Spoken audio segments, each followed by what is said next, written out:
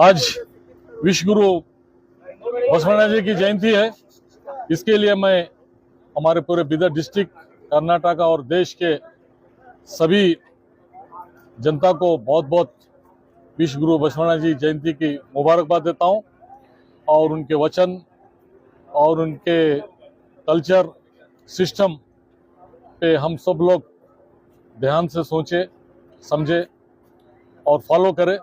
इसके लिए मैं पूरे बीदर की जनता को, सभी को बहुत बहुत हार्दिक मुबारकबाद देता हूं। मस्त हमारे जिले के और मेरा विधानसभा क्षेत्र के सभी लोगों को और देश के राज्य के लोगों को विश्व गुरु बसवण्णा जी का जयंत्योत्सव का हार्दिक शुभाशय कहता हूं। विश्व गुरु बसवण्णा जी ने जो 12वीं सेंचुरी में जो रेवोल्यूशन करे थे, सामाजिक क्रांति करे थे, सभी जात धर्म को लेके जाके सभी जो ऊंच नीच नहीं, सभी इक्वालिटी देश वाला कौन तो फर्स्ट स्वामी जी जो गुरु बोलते हैं विश्व गुरु बसवण्णा जी ने, सभी नीचे रहंदे ऊपर रहंदे, सभी जात धर्म को लेके जाके सबको लिंग इष्ट लिंग का कॉन्सेप्ट दिए वाले विश्व गुरु बसवण्णा जी ने सभी एक भाईचारा के जैसा रहना, सभी एक एक दुख दर्द में शामिल होके हर एक को दासो मनोभाव के जंगम मनोभाव ने जो करना बोलकर सिखाए सवाल विश्व गुरु बसवण्णा जी ने सभी अच्छे तरह से रहना और देश के प्रति और समाज के प्रति और जिले में हम सब मिलके अच्छी तरह विश्व गुरु बसवण्णा जी का जयंती मनाएंगे। सबको धन्यवाद, शुभाशय देता हूँ।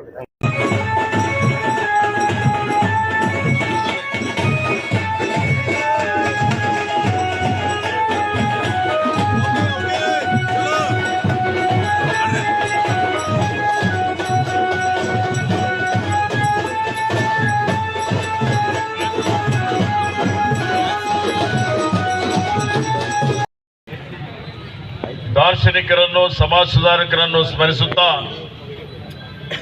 ಇಂದಿನ ಪವಿತ್ರವಾದಂತಹ ಒಂದು ಕಾರ್ಯಕ್ರಮ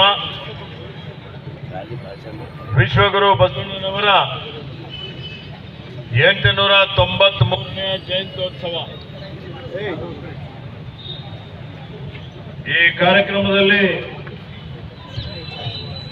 ಪೌರಾಣಿಕ ಸಚಿವರಾದಂತಹ ಮಾನ್ಯ ರಹೀಂ ಖಾನ್ ಅವರು, ಶಾಸಕರಾದಂತಹ ಮಿತ್ರರಾದ ಮಾನ್ಯ ಡಾಕ್ಟರ್ ಶೈಲೇಂದ್ರ ಬೆಲ್ದಾನೆ ಅವರು, ಮಾಜಿ ಸಚಿವರಾದಂತಹ ಮಾನ್ಯ ಬಂಡೆಪ್ಪ ಕಾಶೆಂಪುರ ಅವರಿದ್ದಾರೆ, ಆತ್ಮೀಯರಾದ ಮಾನ್ಯ ಸೂರ್ಯಕಾಂತ್ ನಾರ್ಮಾರ್ಪಳ್ಳಿ ಅವರು, ಚಂದೂರವರಿದ್ದಾರೆ, ಸುರೇಶ್ ಅವರಿದ್ದಾರೆ, ರಜನೀಶ್ ಮಾಲಿ ಅವರು, ಅಧಿಕಾರಿಗಳು, ಸನ್ಮಾನ್ಯ ಶ್ರೀ ಪೊಲೀಸ್ ವರಿಷ್ಠಾಧಿಕಾರಿಗಳು, ಜೊತೆಗೆ ಜಿಲ್ಲಾ ಪಂಚಾಯತ್ನ ಮುಖ್ಯ ಕಾರ್ಯನಿರ್ವಹಣಾಧಿಕಾರಿಗಳು, ಜೊತೆಗೆ ನಮ್ಮ ಮಹಾನಗರ ಪಾಲಿಕೆ ಆಯುಕ್ತರಾಗಿರುವಂತಹ ಮುಕುಲ್ ಜೈನ್ರ ಅವರು, ಹಿರಿಯರಾಗಿರುವಂತಹ ಗುರುನಾಥ್ ಕೊಳ್ಳೂರಣ್ಣನವರು,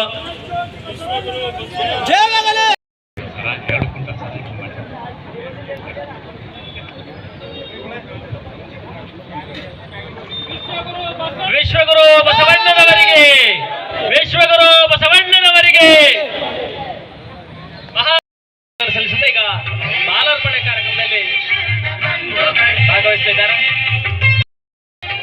ನಮ್ಮೆಲ್ಲರ ನೆಚ್ಚಿನ ಬೀದರ್ ಜಿಲ್ಲೆಯ ಸನ್ಮಾನ್ಯ ಉಸ್ತುವಾರಿ ಸಚಿವರಾಗಿರುವಂತಹ ಈಶ್ವರ್ ಬಿ ಖಂಡೆ ಸರ್ ಅವರು ನಮ್ಮನ್ನೆಲ್ಲ ಉದ್ದೇಶಿಸಿ ನಮ್ಮೆಲ್ಲರಿಗೂ ಮತ್ತೊಂದು ಸಲ ಭಕ್ತಿಯ ಶರಣಾರ್ಥಿಗಳನ್ನ ಸಲ್ಲಿಸುತ್ತೆ. ಈಗ ಗುರು ಪೂಜೆ, ಗುರು ಬಸವ ಪೂಜೆಯೊಂದಿಗೆ ಕಾರ್ಯಕ್ರಮ ಆರಂಭವಾಗುತ್ತೆ.